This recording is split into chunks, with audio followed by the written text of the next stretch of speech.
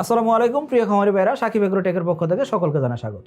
2025 সালের এসএ তেলাপিয়ার পোনার দাম কি হবে, এই পোনাটা এখন কেন বুকিং করতে হবে এবং কি বুকিং এর প্রসেসটা কি হবে, যারা অলরেডি বুকিং করে ফেলছে তারা কবে পোনা পাবে, আবার এখন যদি আমি বুকিং করে কবে পোনা পাবো, এবং কি আমি যদি এখন বুকিং না করি সামনের বছর যদি পোনা অর্ডার করি সামনের বছর পোনা দেওয়া যাবে কিনা সেই সম্পর্কে আজকে জানতে পারবেন। তো চলুন শুরু করা যাক। এখনো যারা চ্যানেলটিকে সাবস্ক্রাইব করেনি সাবস্ক্রাইব করে দেবেন এবং বেল বাটন প্রেস করে দেবেন যাতে নতুন নতুন যত ভিডিও আসে সব দেখতে পারেন। প্রথম আসেন যে 2025 সালের পোনার দাম কি হবে। এসে তেলাপিয়া পোনা খাই কম বাড়ে বেশি। এই তেলাপিয়া 99% মনোসেক্স তেলাপিয়া। এই তেলাপিয়া সহজে মারা যায় না এবং কি বাজারে অন্যান্য তেলাপিয়ার তুলনায় এই তেলাপিয়ার গ্রোথ আসে মিনিমাম 30 থেকে 50% বেশি। অর্থাৎ বাজারে অন্যান্য যে তেলাপিয়া আছে সেই তেলাপিয়ার তুলনায় আমাদের তেলাপিয়া কমপক্ষে 30 গ্রাম থেকে 50 গ্রাম ওজন বেশি আসবে। একই সমান খাবার খাবে এবং কি একই সমান সময়ের ভিতরে, অর্থাৎ 4 মাসের ভিতরে আমাদের তেলাপিয়া 3 পিসে কেজি এসে পড়বে, একদম নার্সারি সহ।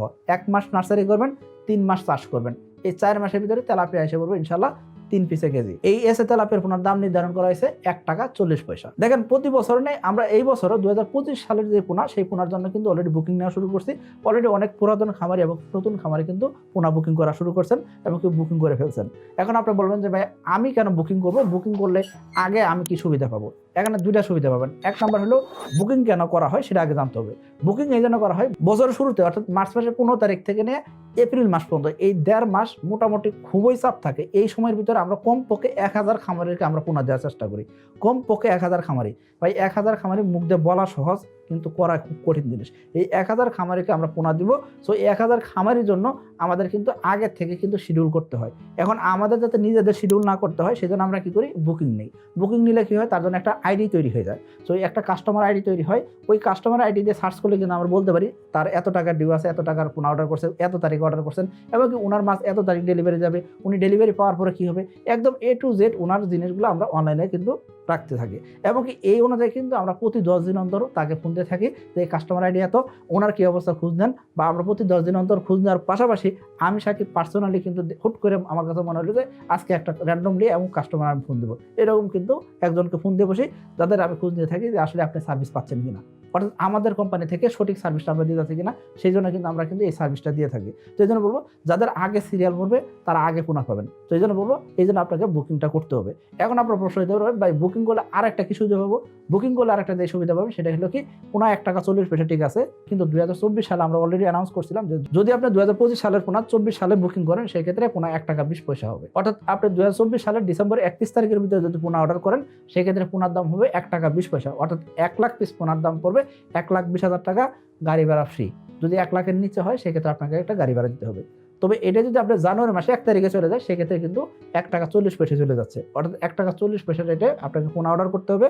পোনা অর্ডার করে তারপরে আপনাকে পোনাটা নিতে হবে। তো এই জন্য আমি আপনাকে বলবো আপনি চাইলে কিন্তু এখনই কিন্তু পোনা বুকিং করে ফেলতে পারেন। একটা হলো শিডিউল আগে পাচ্ছেন, অন্যদিকে আপনার পোনার দামে 20 পয়সা করে কম পাচ্ছেন। তো এটা কিন্তু অনেক টাকা। 20 পয়সা মানে কি আমাদের জন্য কিন্তু খুব কঠিন একটা জিনিস। 1 লাখ পিসের 20,000 টাকা কম।